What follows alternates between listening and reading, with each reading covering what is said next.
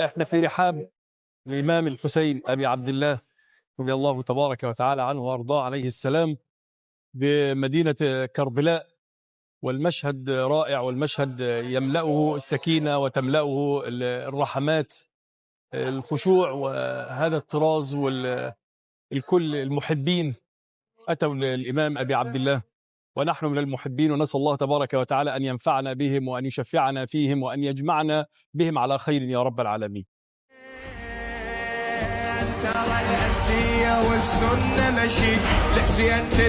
بدأنا في زيارة الإمام الحسين عليه السلام، تلك الزيارة التي تدخل إليها وأنت تدخل إلى روضة من رياض الجنة، وأما إن كان من المقربين فروح وريحان وجنة نعيم. السلام على الإمام الحسين عليه السلام، والسلام على أحبابه، والسلام على أنصاره، والسلام على أهل البيت الطيبين الطاهرين.